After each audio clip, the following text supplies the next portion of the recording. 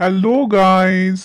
तो last part में हमने देखा था कि मिस्टर प्रेसिडेंट स्टर्लिंग को एक दफा जाते हुए रोकते हैं और फिर उसे एक गिफ्ट देते हैं। ये एक स्पेशल सरप्राइज था उसके लिए। इसमें एक बैंगल था। वो कहते हैं कि मैं दिल से हमेशा तुम्हें अपने बेटे की तरह ही समझता हूँ। अगर मेरा कोई बेटा होता तो वो बिल्कुल तुम्हारे जैसा होता। मैं अब तुम्हारे और कार्डा की शादी के रास्ते में रुकावट नहीं बनना चाहता। और यही वो गिफ्ट है जो तुम कार्डा को प्रपोज करते हुए उसे दोगे, क्योंकि वो एक प्रिंसेस है और उसकी वैल्यू के अकॉर्डिंग उसे सरप्राइज तुम्हें देना ही चाहिए। स्टर्लिंग वो लेते हुए थोड़ा हेजिटेट कर रहा था क्योंकि ये बहुत एक्सपेंसिव गिफ्ट था। लेकिन मिस्टर प्रेसिडेंट उसे ये कहकर वो दे देते हैं कि इसमें मेरी ब्लेसिंग्स शामिल हैं और उसे उसकी आगे की लाइफ के लिए बहुत सारी बेस्ट विशेस देते हैं और कहते हैं कि तुम और कार्डा हमेशा खुशी खुशी अपनी लाइफ गुजारना, यही मैं चाहता हूँ। एक दफा ये युद्ध पूरी हो जाए उसके बाद तुम दोनों शादी करना और कहीं दूर अपनी दुनिया आबाद कर लेना। उसके बाद कैपिटल कभी ना आना। स्टर्लिंग जवाब में मिस्टर प्रेसिडेंट को कहता है कि आपके मेरे पर इतने एहसान हैं कि मैं सारी जिंदगी इन्हें रिपे नहीं कर पाऊंगा। उसके बाद जब वो ऑफिस से जा रहा होता है तो उसे उसकी एक्स मंगेतर भी नजर आती है जिसका नाम ली किंग था। वो उसे देखते हुए सिर्फ गुड बाय कहता है और वहां से चला जाता है। ली किंग को कुछ ना कुछ रियलाइज हो चुका था। वो सिर्फ सैड सैड सी नजरों से उसे जाते हुए देख रही होती है। उधर कार्डा को दिखाते हैं कि वो उस टाइम पर स्टर्लिंग का ही वेट कर रही थी। स्टर्लिंग आता है। वो उससे पूछना चाहती थी कि मीटिंग कैसी रही, लेकिन वो उसे हक करता है और फिर उसको वही प्रेजेंट देता है और साथ ही उसे प्रपोज भी कर देता है। कार्डा ये सब देखकर एकदम सरप्राइज थी, लेकिन वो दोनों तब बहुत खुश नजर आते हैं जब कार्डा उसके प्रपोजल में यस कह देती है।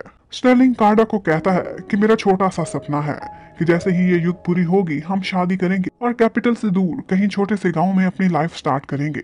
एक छोटी सी बेकरी बनाएंगे। मैं थोड़ा कमाऊं या ज्यादा, जो भी हो तुम्हारा ही होगा। अब उसके बाद हमें कैपिटल में रात का सीन दिखाते हैं कि कुछ सिपाही हैं जो ड्रंक हुए हुए हैं और वो मिलिट्री से बिलोंग करते थे और उनका आमना सामना होता है सेनेट की कुछ फोर्सेस से और फिर उन दोनों की आपस में बहस होती है और उनकी लड़ाई भी स्टार्ट हो जाती है। ये देखकर दोनों पोल्स एक दूसरे से लड़ना स्टार्ट कर देते हैं। इस तरह से दो डिफरेंट डिपार्टमेंट के ऑफिशियल्स सड़क पर सारे लोगों के बीच आपस में लड़ रहे थे।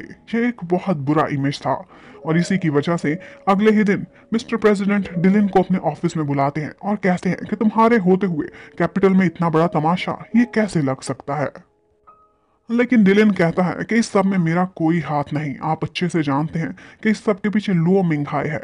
उसी ने ही सेनेट और बाकी ऑफिसर्स के बीच में एक दरार निकाल दी थी और हम पे इल्जाम डाला था। अब इसका नतीजा ऐसे ही होना था। तो आगे से मिस्टर प्रेसिडेंट काफी फ्रस्ट्रेटेड नजर आते हैं। वो कहते हैं कि एक तो पहले ही सेनेट के लोगों ने मेरा दिमाग खराब किया हुआ है और ऊपर से रोज रोज की इस तरह के लड़ाई झगड़े। और फिर वो ये भी कहते हैं कि तुमसे गलती तो हुई है और इसकी सजा ये है कि अब मैं तुम्हें फार ईस्ट में भेज रहा हूँ। डिलिन कहता है कि आप अच्छे से जानते हैं कि मेरी इस सब में कोई गलती नहीं है, लेकिन फिर भी मिस्टर प्रेसिडेंट कहते हैं कि ये असाइनमेंट तो तुम्हें मिलेगी ही मिलेगी क्योंकि फार ईस्ट में सिचुएशन काफ़ी ख़राब है और तुम जैसे सीनियर ऑफिसर का होना बहुत ज़रूरी है ताकि जल्द से जल्द सारे वहाँ के प्रॉब्लम्स सॉल्व हो सकें। ये मैं इसलिए नहीं कर रहा कि मैं तुमसे नाराज़ हूँ, बल्कि इसलिए कि तुम्हारी वहाँ पर ज़रूरत है। जब डिलिन ये बात सुनता है तो वो जाने के लिए रेडी तो हो जाता है, लेकिन उसको एक प्रॉब्लम था। वो कहता है कि मेरी पत्नी की जल्द ही डिलीवरी होने वाली है, इसलिए मैं चाहता हूँ कि मैं कैपिटल में उसके पास ही रहूँ। लो मेंघाई से मेरी कितनी दुश्मनी है ये आप अच्छे से जानते हैं। वो कोई ना कोई नुकसान पहुंचाएगा मेरी फैमिली को। तो ये बात सुनकर मिस्टर प्रेसिडेंट उसका जाना तो डिले नहीं करते, लेकिन उसे ऑफर दे देते हैं कि वो तुम्हारी पत्नी थोड़े अरसे के लिए प्रेसिडेंट हाउस में भी रह सकती है जब तक तुम वापस नहीं आ जाते। वहां पर कोई भी उसे नुकसान नहीं पहुंचा पाएगा। डिलन कहता है कि आपको तकलीफ होगी, मैं आपको ऐसे तंग नहीं करना चाहता। लेकिन मिस्टर प्रेसिडेंट कहते हैं कि तुम मुझे अपने डैड की जगह ही समझो, कोई बात नहीं, मुझे प्रॉब्लम नहीं होगा। पर डिलन, उसे तो मिस्टर प्रेसिडेंट पर भी थोड़ा विश्वास ही नहीं था। वो उनके जाते ही उनको एक कनिंग फॉक्स का नाम देने लगता है। उधर हमें जेशियो को दिखाते हैं और मैडम लीशा को भी, जिसको वो बहुत कीमती कीमती जेम्स देता है, जिसके बदले में वो बहुत खुश हो जाती है और देखती है कि ये तुमने कहाँ से निकाल लिए और कहती है कि इसके बदले में तुम्हारे सारे अगले पिछले हिसाब पूरे हो जाते हैं। वो इतने कीमती जेम्स थे।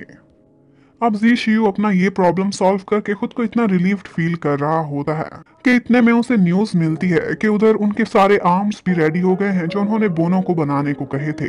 उनके पास बहुत ही जबरदस्त किस्म की तलवारें और आर्मर बना दिए गए थे।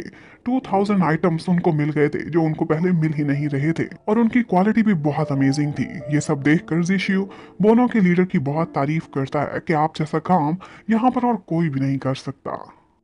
और इसके साथ ही वो उसकी शी तलवार भी उसे वापस कर देते हैं और साथ में ये भी कहते हैं कि हमने बहुत कोशिश की लेकिन फिर भी हम इस तलवार की फॉर्जिंग प्रोसीजर को पता नहीं चला सके, हमारी बैड लक थी। उधर हमें शियो कैंप के लोगों को दिखाते हैं, वो अपने कैंप में सारा सामान लेकर आर्म्स लेकर जा रहे होते हैं।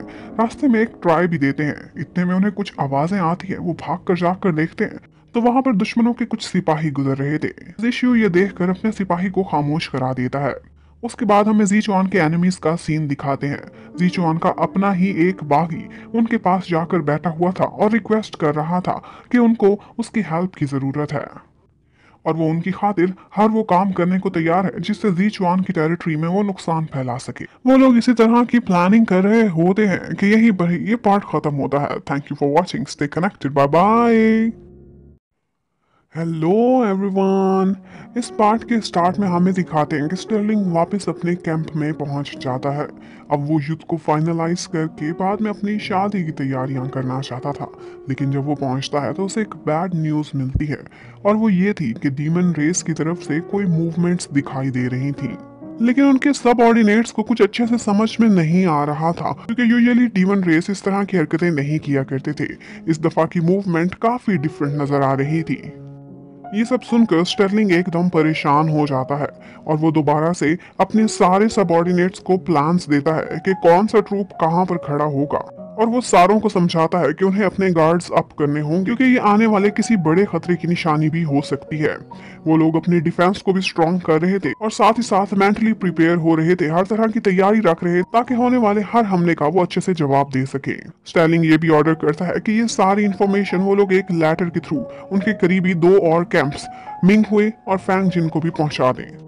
जब स्टर्लिंग के ऑर्डर पर उसके सिपाही यही लेटर लेकर दूसरे 2 कैंप्स की तरफ जा रहे होते हैं तो रास्ते में उन पर डीमन रेस की तरफ से हमला कर दिया जाता है। वहां पर डीमन के बहुत से सिपाही थे जिनकी बॉडीज ग्रीन कलर की थी और वो बहुत खतरनाक थे, बहुत अच्छे से मुकाबला करते थे और वो सिपाही उनका मुकाबला नहीं कर पा रहे थे क्योंकि वो उनकी तरह शक्तिशाली नहीं थे। यहाँ पर उन लोगों को ये भी पता चल जाता है कि ये एक लेटर दूसरे कैंप में पहुंचाना चाहता और वो उस सिपाही को भी मार देते हैं जिसने वो लेटर पहुंचाना था। उस लेटर को फाड़ देते हैं। वो बेचारा बस यही सोचते हुए अपनी जान दे देता है कि मुझे माफ कर देना, मैं अपना टास्क पूरा नहीं कर सका। और उसके बाद हमें मिंग हुई कैंप का सीन दिखाते हैं। उन तक तो कोई भी इंफॉर्मेशन अभी पहुंच ही नहीं सकी थी क्योंकि सिपाही तो मर चुके थे। वहां पर उन्हें कुछ साउंड्स सुनाई देते हैं रात को। जब वो जाकर देखते हैं तो डीमन रेस की तरफ से कुछ सिपाहियों ने उन पर हमला कर दिया था और ये पहले वालों से भी ज्यादा खतरनाक नजर आ रहे थे। वहां पर जो गार्ड होता है वो फौरन से सायरन बजाकर इंफॉर्मेशन दे देता है कि हमला हो गया है। मिंग हुई फौरन से उठता है और अपने सारे सिपाहियों को तैयार होने का ऑर्डर कर देता है कि डीमन रेस की तरफ से हमला हो रहा है।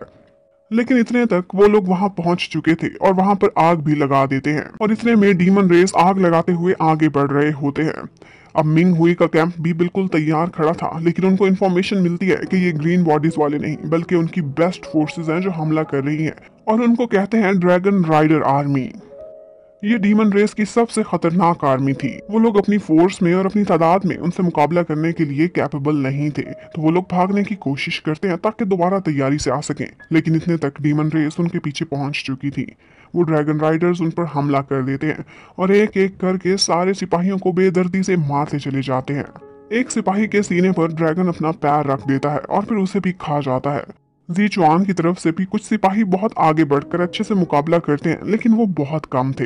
अभी ये आफत कोई कम थी कि इतने में उनको और भी आवाजें आने लगती हैं, जमीन हिलने लग जाती है और हमें दिखाते हैं कि डीमन रेस के ट्रूप्स के साथ एक बहुत बड़ी बग्घी भी है जिसे चेन से खींचा जा रहा है। ये बिल्कुल वैसी ही थी जिसमें कार्डा बैठ कर आई थी और आज उसमें डीमन रेस का लीडर बैठा हुआ होता है। जबकि मिंग हुए के कैंप पर इस वक्त तबाही मची हुई होती है। बहुत बड़े बड़े हल्क के साइज के सिपाही उन पर हमला कर देते हैं और बहुत जानी नुकसान करते हैं। उसके बाद हमें जी शियू को दिखाते हैं। वो लोग भी नदी किनारे बैठे हुए अपनी प्लानिंग कर रहे होते हैं। उन्हें भी खबर मिल चुकी थी कि डीमन रेस ने मिंग हुई के कैंप पर कितनी तबाही मचाई है। जी शियू यही एनालिसिस कर रहा था कि उसने आगे अपनी क्या स्ट्रेटजी रखनी है, क्योंकि जो हालात अब नजर आ रहे थे ये कोई छोटी मोटी झड़पें नहीं थी जो सिर्फ एक एरिया तक रिस्ट्रिक्टेड थी, बल्कि ये फैल कर पूरी कंट्री में भी जा सकते थे। जीशु अपनी प्लानिंग करता है और अपने ट्रूप्स को रेडी होने के लिए कहता है, और यहीं पर ही ये पार्ट खत्म होता है। Thank you for watching, stay connected, bye bye.